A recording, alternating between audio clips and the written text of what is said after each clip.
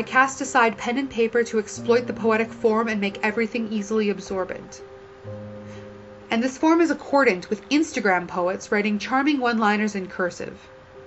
I can say anything now and you'll think I'm being subversive. And that notion that poetry should be spoken breathing heavily into a festival mic is absurd.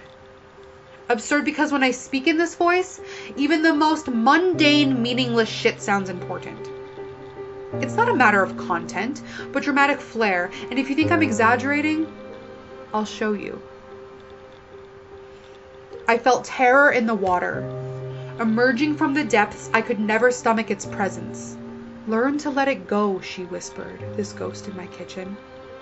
Skirting around the certain spongy membrane, this thing I refused to name. Inordinate and sublimely strange, waves of abject misery reaffirmed as I plunged my hands in the depths of water, fearing impurity, fingers recoiled with disgust as this sinister presence kissed my hands with damp reminders. Embroiled in a battle against my own brain as the frothy surface disbanded in revealing no answers, just a muddled gray pool below, soggy bits of food floating there like a cancer.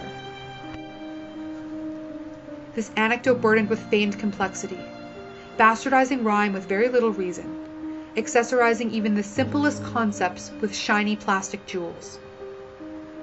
And with this I have made mountains of molehills, words cheapened by this auditory trap, this formula for creativity undermining true artistry, speaking as though my repulsion of dirty dishwater is some kind of revolutionary proclamation. And now my voice begins to quiver, because this is the part of the poem where I prove my vulnerability. It's that fucking easy, this paint by numbers Velcro poetry.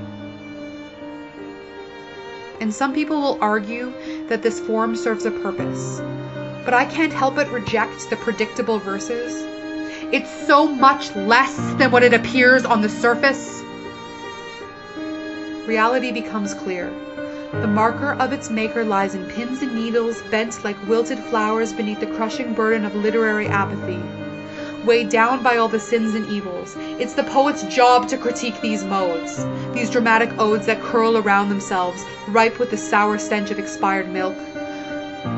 Retired allegory and metaphorical suppositions compounded by candid enunciation because that's how Shane Coyson did it. Digestible bits of linguistic conformity, peppered with dramatic pauses, masquerading as intrinsic truths. Inevitable compositions employ tired tropes in order to capture, littered with poetic buzzwords like ambiguous and rapture. Slam poetry conjuring the displaced devotion, but you can't help it when a low instrumental quells all this emotion. So the final stanza recalls to the beginning of the poem and weeps. Remember the lonely dish scrap? Remember that thing I said before? I'm saying it again. Remember? I'm deep.